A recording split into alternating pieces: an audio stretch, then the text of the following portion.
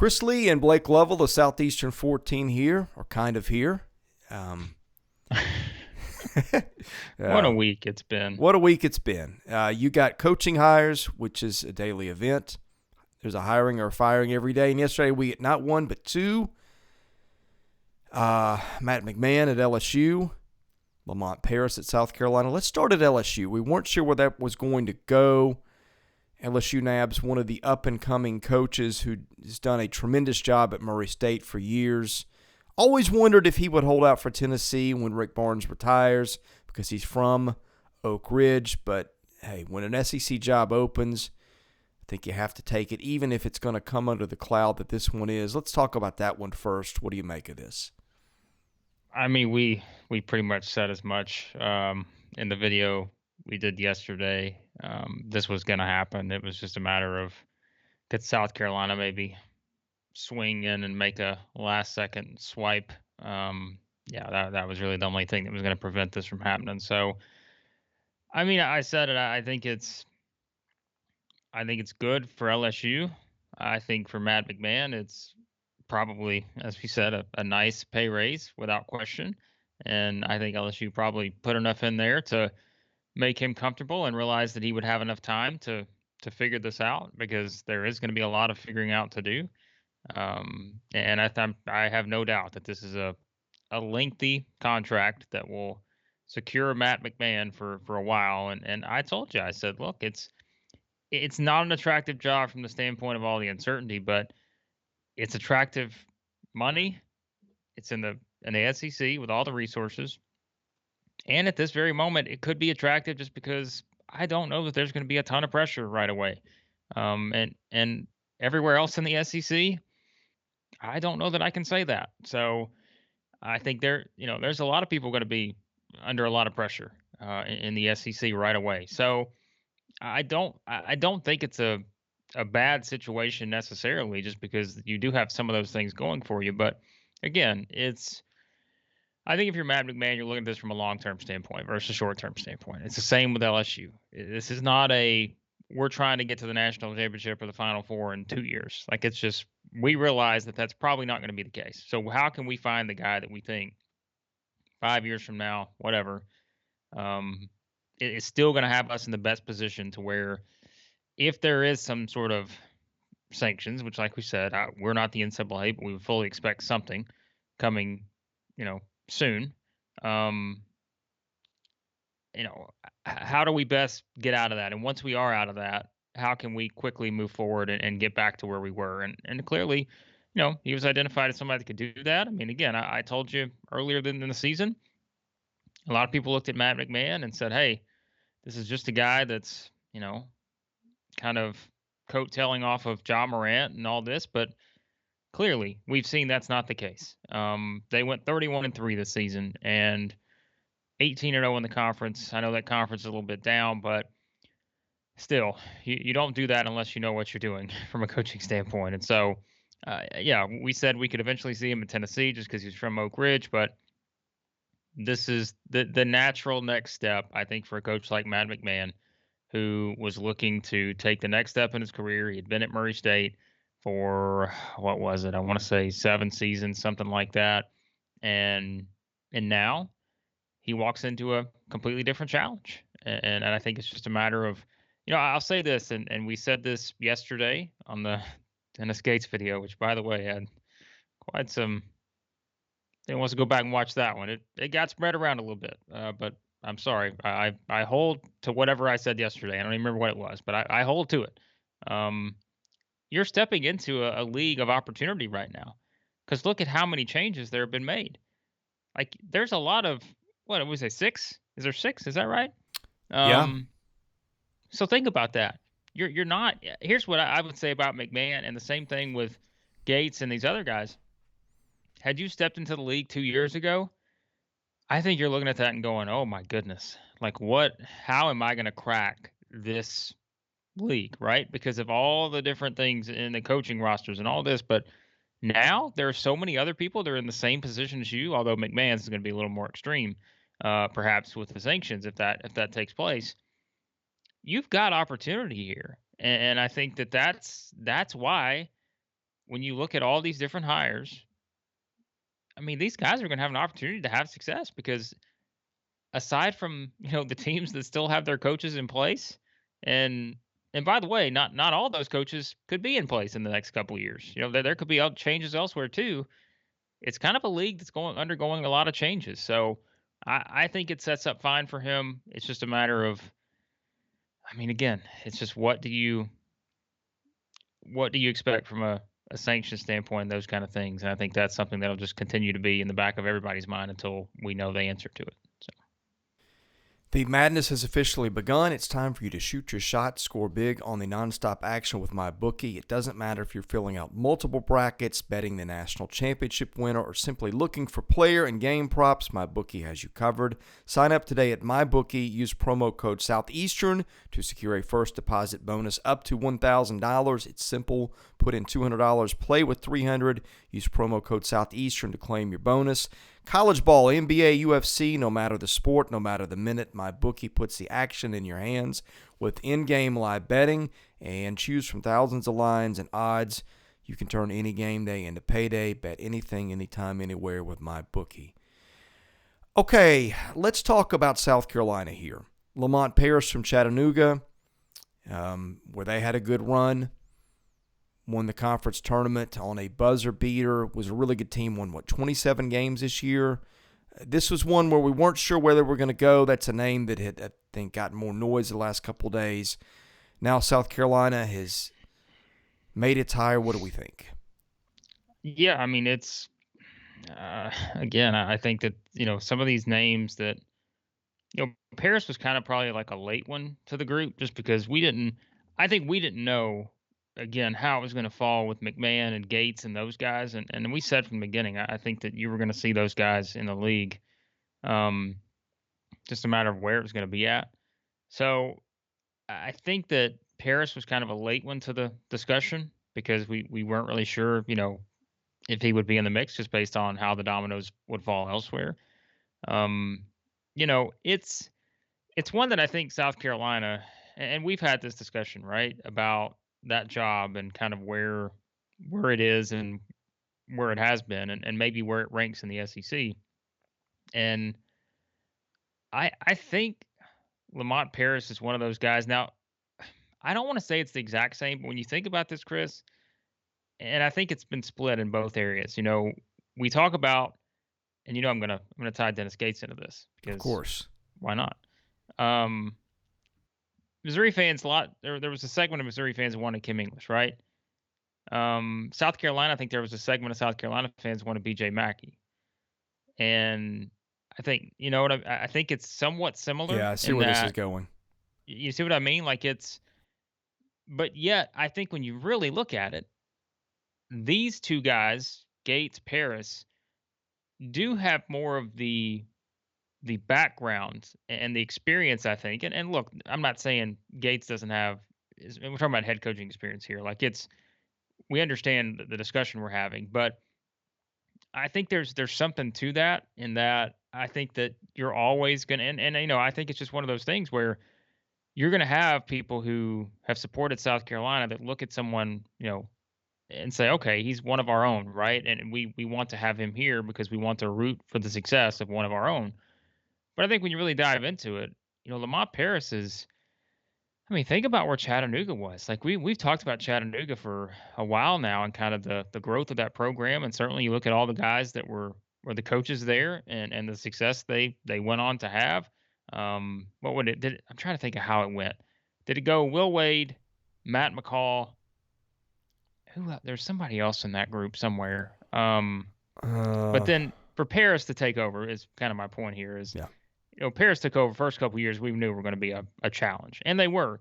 But give him credit, like he's turned them in a consistent winner the past 3 seasons, and like I say with all the others, I can't tell you with 100% certainty that Lamont Paris can have success at South Carolina because I think it's a really hard job, and I've said this before, and I don't I'm not here for the hot takes, but there's sometimes I don't know that South Carolina does enough to be able to put them in a position to have success, as a basketball program at times.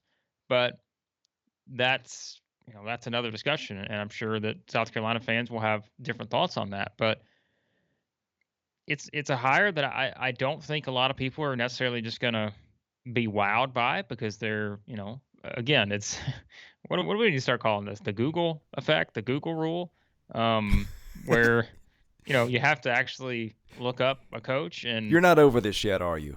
oh, I am. Well, yeah, listen, you talk about we there was a lot said about what we said yesterday, and again I was that waiting for the "I apologize to no one" in the opening well monologue here. I'm just saying it made the rounds yesterday, and It did. for the I haven't even looked at all the comments we've had on it, which I'm sure some of them are not great, but we said what we said because this is how we look at it, and we try to be informed. And like I said, I could be completely wrong on Dennis Gates. It could be completely wrong on some of these hires that have been made. Certainly possible. There are no guarantees, just like there are no guarantees with Lamont Paris in South Carolina. Um, was it the hire that I thought they were going to make? No.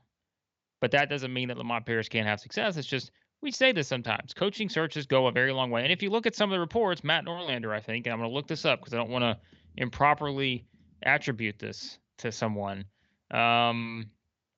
Let me find this real quick because Matt Norlander put out something another day. Let's see. Okay, so just quickly, Matt Norlander did say this was last night that McMahon's deal with LSU's a 7-year deal. So that right? Yeah. I mean that locks you in and that secures you no matter what.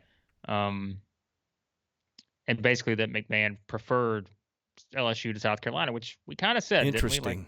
I mean, we had that discussion, right? So Quick sidebar. I sent you the tweet last night that somebody had put out allegedly from the Department of Education. South Carolina was 14 of 14, I think, in men's basketball spending in the SEC. well, and that's what I listen. The whole thing with Frank Martin, and you guys have heard this all year. When we have discussions about this, just at very points, like we would throw in, what do we think the coaching situation is going to look like in the offseason? What did I say every single time? I said I think for Frank Martin's sake, I think a split would not be a bad thing. And the reason why is I just don't think sometimes there's enough in place for them to have success. Now, that's not to say that they don't have the resources. They do, but they just don't. I just still think that's one that's it's a bottom tier job. There's no other way to put it. And that will not make some people happy, but South Carolina is a bottom tier job in SEC basketball. And more towards probably the lower, 3 or 4, I would say. And by the way, here's the Norlander tweet I was trying to find. He said this yesterday. As for South Carolina, the search has been something of a disjointed mess, per multiple sources. School has missed out on a number of candidates. And by the way, just a quick stop here. We know what candidate number one was. It was Sean Miller, and there was no denying that. So school has missed out on a number of candidates, while others got tired of waiting and backed out, sources said. Plus, Sean Miller passed on the job. Tough 72 hours for the program. So, I mean, again, I hope Lamont Paris has success, but it clearly looks like that this was a search that was not centered at that point. And, I just think it's an interesting spot for South Carolina. And again, this is not me knocking Lamont Paris because I tell you, Chris, I say it every time. I can't guarantee if this guy's going to have success or not have success. And I'm willing to give everyone an opportunity to do that. But it does not seem like this was the best of search just for South Carolina. We could do a whole podcast on going back a decade or however long it's been now, and Ray Tanner keeps the baseball job and doesn't become the AD, and how does that look? And I'm not saying that to take shots at Ray Tanner. I just think that I don't know that anything's been better off by that move. But I mean, football had a good run at the first of that, but I mean, Spurrier was not a Tanner hire. So anyway, we could do a whole different thing on that. But yeah. A general thought. Okay, let me get to that in a minute. I've got a quick word from a sponsor, and check these guys out. Stakes, Stakes, the app. Look them up in the App Store. They are a really cool app, and I've been meaning to get on the last couple of days. You just run out of time as we're chasing all these things down. You can wager on sports, win NFTs without risking any money. Sounds too good to be true, but it's not. What Stakes is the wagering app that's casual, social, made for all sports fans. Whether it's by yourself or with friends, experience the thrill of sports betting without needing to worry about losing your hard-earned money. Sign up, use our code Southeastern14. Join the thousands of other sports fans playing with Stakes. Get in there. It's very intuitive. It's a lot of fun. And help out the people who are helping us out here, please. General thought. Let's look at the round of coaches that are coming in and going out. You had Ben Howland, Frank Martin, Conzo Martin, Tom Crean, established coaches who'd had success at other Power 5 jobs on the way out. Schools have replaced them with the up-and-coming mid-majors. And again, I'm not saying this to be critical, but it just is. And Chris Jans at MSU, Dennis Gates at Missouri, Lamont Paris at South Carolina, and Todd Golden at Florida. I'm sorry, I struggle to read my own writing here.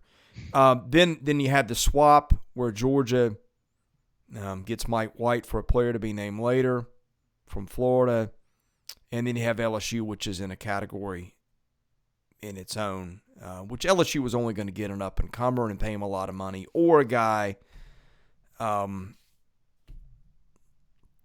who'd been an established guy, was maybe, I'm not going to say damaged goods, but they're not going to they're not going to pull a major Power 5 coach from somewhere else who's established to take that job under the circumstance. So the bigger trend is really you're replacing guys that, I guess in a way, failed, that had done great work at other Power 5 schools, didn't make it. Now you're going younger and hitting guys with less established track records. With mid-majors, sometimes they hit, sometimes they don't.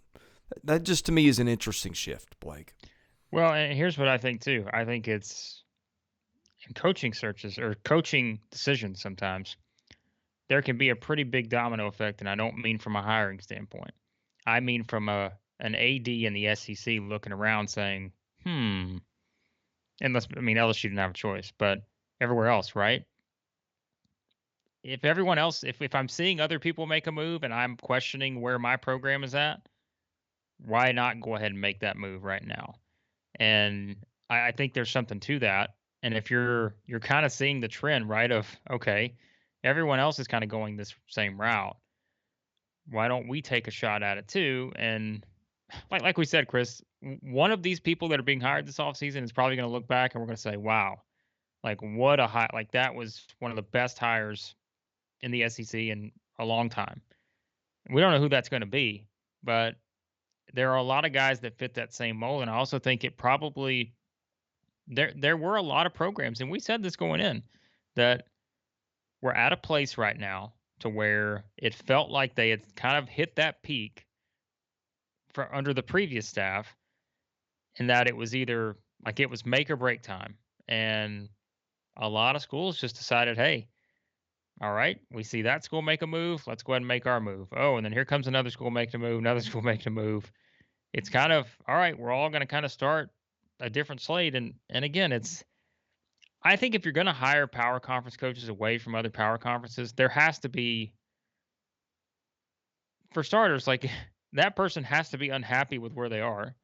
And there's a financial aspect to it as well. And let's think about this, and it's got to be discussed is, look, I think NIL has changed a lot in terms of, right? Because even if you're at another power conference school, your opportunities are widening because you have more potential to recruit better, perhaps, to that school. Whereas, I don't know, let's say you were I don't even know what the best. Well, that wouldn't make sense because I just think because of where we're at with that now, I don't want to say there's less incentive for power conference coaches to jump to another power conference because we've seen it already this offseason. It's going to happen. But I think maybe unless they're just people who are just completely unhappy or they, if they get fired, you're probably not seeking those people out in the first place. But I think there's a lot that goes into that. So it does kind of feel like this is sort of a new era for SEC basketball because now you have that guard at the top, right? Where it's like, who's going to crack that top half, just like Auburn did several years ago, just like Alabama's done in recent seasons, just like LSU did, how many years ago that was with Will Wade when they won the regular season title. I know there's a lot of stuff surrounding that, but who's going to be the next team that cracks that mold there? Because that's what you're kind of banking on here. Because you've got those guys at the top. You've got Bruce Pearl, John Calipari, Rick Barnes, Muss is now there. Nate Oates is there. They won a title last year. Buzz has turned A&M into, we know what A&M is going to be moving forward. But for everybody else, it's who's going to be the one to crack that. And that's why I think if you are Dennis Gates, if you're Lamont Paris, if you're Matt McMahon, if you're Chris Jans, if you're Todd Golden, you're not just coming in as the new kid on the block, right? Because you got a lot of people surrounding you that are doing the same thing. And you're not just out here on an island by yourself and wondering, oh my goodness, how am I going to compete against 13 other coaches that have, multiple years of experience in the SEC? Not the case. You've got what? I mean, 4 or 5 other guys, I guess, because Mike White's obviously going from Florida to Georgia, but you've got other people that are right there with you. So it's how can I jump those guys? And so I think it's pretty exciting because I am very curious to see of this group that's coming in, who are going to be those guys that are able to make that jump and who are going to be the guys that maybe just cannot. So because here's the thing, Chris, let's be honest. We talk about all these coaching hires, doesn't matter who it is. Who's jumping Bruce Pearl? Who's jumping Kentucky? Who's jumping Tennessee, right? Like you gotta figure out a way to jump those kind of programs that right now are clicking as good as they've clicked in a long time. So Arkansas, Alabama, I know this year was kind of different, but man, it's a challenge no matter how you look at it. So well, let's go a step further. Even some programs that I thought a year ago might have been low-hanging fruit. Jerry Stackhouse has figured some stuff out at Vanderbilt. I think that program is headed back. It is back in respectability, and I think maybe headed there for the next couple of years. In fact, I think Vandy could, if Scottie Pippen Jr. comes back, which he is now hedged his bets from I'm gone to hey, I'm thinking about this. That's an NCAA tournament team next year, I think. I think that Kermit Davis is either going to figure it out at Ole Miss or they'll make a change. I still think he's a good coach. Like, it's not even just the top 5 or 6 anymore. You've got some other guys in the middle that you're going to have to jump over to, and it's not going to be simple. No, and I think that's where we look at it now. Bruce Pearl not going anywhere. We're saying this all unless guys just decide to retire or take other jobs. Bruce Pearl not going anywhere. Cal's not going anywhere, folks. Unless Cal decides to take another job, he's not going anywhere. Kentucky fans. Rick Barnes isn't going anywhere unless he decides to retire in the next couple of years. Muss isn't going anywhere. Oates not going anywhere. So, I mean, Buzz isn't going anywhere. Like, there's just, think about that. So, these are guys that are established, have won championships, and now it's up to see. And I'm kind of excited to see. Yeah, I am too. Of this group that's coming in. Like, it's kind of exciting. And I don't know that, and look, I'm not excited because guys lost their jobs, but if we take it to where things are right now, it's kind of exciting to see which of these guys are really gonna crack that mold, because we've seen this in cycles in the SEC for the last 2 decades. It's just who are going to be the ones to do it, and I think that's kind of a fascinating discussion. Well, it's just been, and put the NCAA tournament aside, okay? I know that's got people down for the time being, and I understand why. And look, it's a damper because we had so much expected this league, and my goodness, they left a lot of meat on the bone in the postseason so far. But I think you have great coaches in the league. I think the league is getting great players. That's a recipe that means I'm going to bet the league is going to continue to be good. And my goodness, Blake, we were doing daily videos on the SEC basketball for 2.5 months now, and I don't think either of us started these things any morning at any point. I mean, there were times where like, man, we are tired. And I'm doing hours of talk, and you are too, between radio and these things. And sometimes at the end of the day, you're just, when your head hits the pillow, you're out. But just, I think we got up every morning energized, having fun, knowing we had something fun and interesting to talk about in the league. And the SEC has not been there in basketball in a while, and I don't think it's going away. Number two, and I'm going to put you on the spot, and I've got two answers in mind, and I think you will too. It is March 22nd, 2032, and we're doing this podcast. Oh boy! Which I hope we still are. What have I done with my life? The flux capacitor is in working form. Who has been 10 years later? Oh God! The best hire. Which program has had the most success of these six? Oh man! Because I have two in mind, and I think right, they're going to be the two first. that you haven't. I think it's going to be Missouri and Florida in some order. Because you have, is Dennis Gates' agent, you have got me full on board.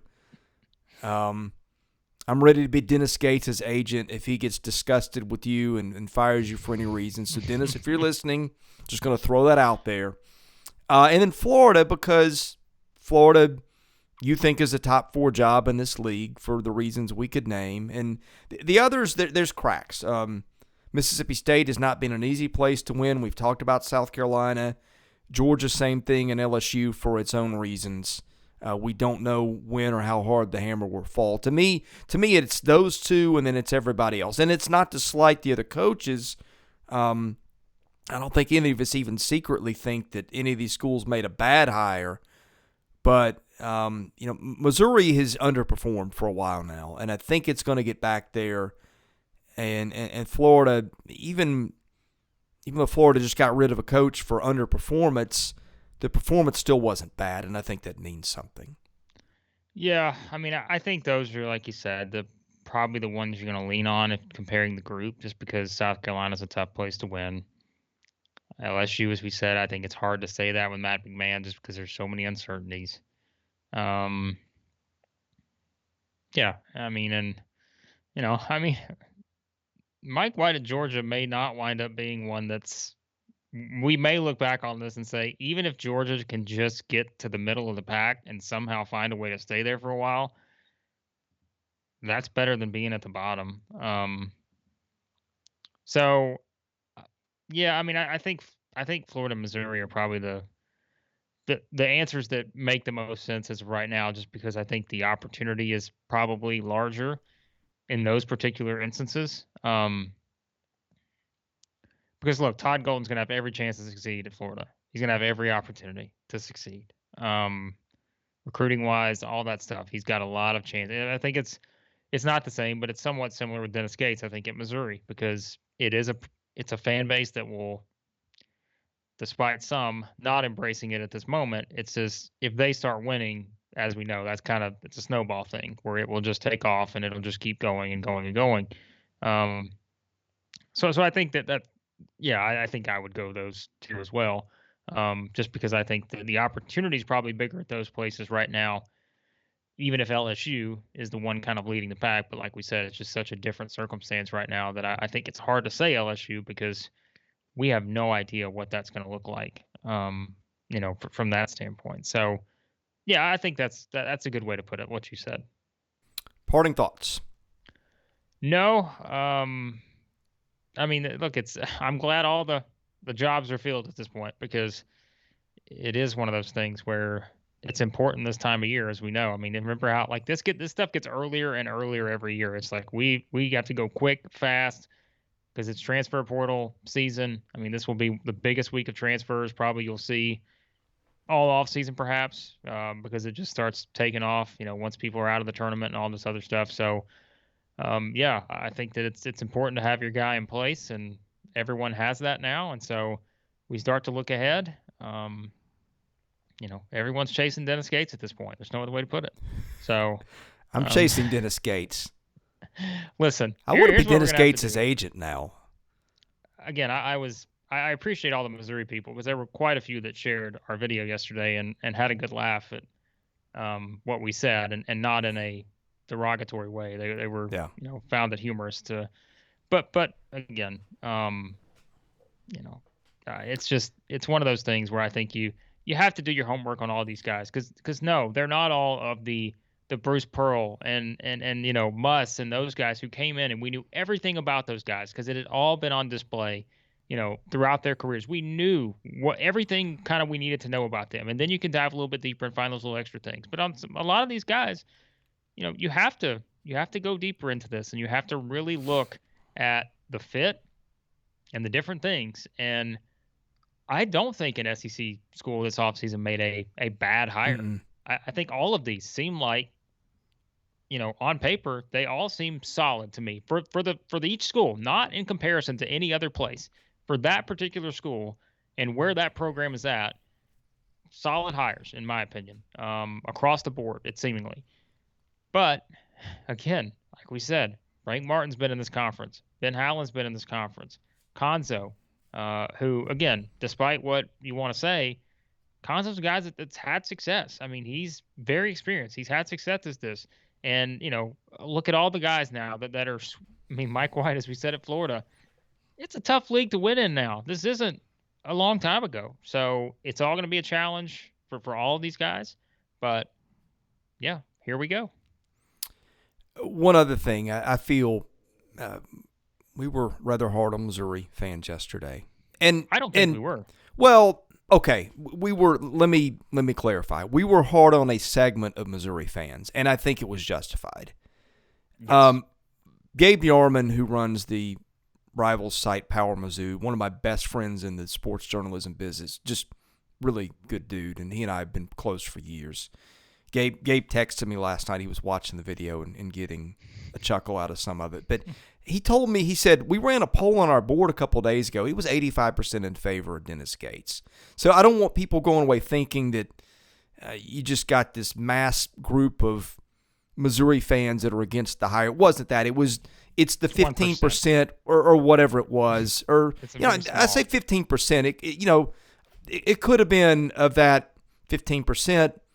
Half or 2/3 of that group could have been on the fence, right? But it was the vocal minority that didn't like the hire, and that's the way those things go. And it's any fan base. I just want to clear that up. I don't want somebody watching the video, going that these guys were unfair to Missouri fans and painted everybody with a broad brush. So I want to make that clear. Also want to make it clear that Dennis, if you're listening. There's ways to get my number. You might think Blake's done a good job, but you can always get a little better. Oh boy! Have you sent him any zero bars or corn nuts this week? No. See, Dennis, if I was your agent, you would have had a pantry stocked the day you get to campus. Oh boy. Yeah, this is just Oh my goodness! Again, like you said, Missouri. I said this multiple times, so surely if you watch the video, you did not take it that way. I said, look, this is a very small percentage, and I am talking directly to them. I'm not even talking to the people who are questioning the hire. I'm all for it. Question the hire all you want, because like I said, there's no. I'm not, Chris. You know this. I'm not trying to be right here. I want to inform. Yeah. I don't. It has nothing to do with being right. Dennis Gates could fall flat on his face at Missouri. Right. But don't judge someone that you have no background on. And I think that's where the issue is lied, is because, and we said it, and you made the best point yesterday, and we talked about this. Missouri fans are frustrated. Like they are very frustrated right now. They just want to win. Like, let us win. And they have reason to be. I'm not even saying that's unjustified. No, 100%. It's been a tough time. I mean, yeah. Wins, big winning in anything. I guess the last thing Missouri won of a lot of significance was first 2 years in the SEC that won the East. And you could say down East and everything, but still that's an accomplishment. Those were some really good teams. And basketball has been the big dog at that school, I think, and they've been okay at times, but okay has been offset by really bad. And when your high is you get to the NCAA tournament and you can't make it out of the first day, those lows are really hard to take with that. At a program that, look, historically speaking, last 8 or 9 years, that team should have been playing into the second weekend of the NCAA tournament at least once or twice, and it just hasn't happened. Yeah. Yeah, and that's all. I was going to say, it's again, we're having some fun with this yesterday. It's, if you take everything we say 100% seriously, then I'd subscribe to the channel because you'll see that's not how it works here. But can I insert another little point of information? It's just a pet peeve. yes. And this is directed at you, Arkansas. We love you, but you've gotten a little crazy lately. We have sung your praises for 2 months straight. To the point that we got called, I think, the Razorback Channel or something along those lines. I think some of you have to appreciate the entire body of work. Arkansas fans, you're going to get yours this week. You you're the only one left. Can't take a snippet and just extrapolate from there. Look, that's one person. For the record, it's one person who did that. For whoever needs to hear, I'm just saying. Don't be pushing any narratives that we don't talk about Arkansas, because everyone on this channel that's will tell who lost his voice 3 weeks ago calling the Hogs. It was you. You were calling the Hogs. So remember, I want to put this out here too. When you watch one video, be sure to go back and look at our channel, because there's probably a chance you missed a video, and that's probably on us because we do a lot of these. So make sure you do that before, I promise, guys, we talked about the Arkansas game. I know maybe it wasn't to the extent that some people wanted on Sunday, but we talked about it. And the reason we didn't mention it yesterday is because Auburn was the only team that played yesterday on Sunday. So that was an Auburn video, and more of the state of the SEC, with Arkansas being the only team now in the Sweet 16. So, yeah, I mean, look, we said this for months now. Like, you guys, we love the interaction. Like, we would not be where we are without you guys. But sometimes we want to also make sure that we point out some things that may be erroneous in the discussion that, is simply not true. So there you go. Hey, we love you guys. You're great. And I mean, it's just a fun time for SEC basketball. I mean, think of all the discussion, all of this surrounding it. It's just, yeah. So. Hey, a sincere thanks to those of you who watch and listen regularly and comment. We have sort of started to blow up beyond our expectations. The Two Guys Were Barking Dogs podcast, as we unofficially call ourselves here.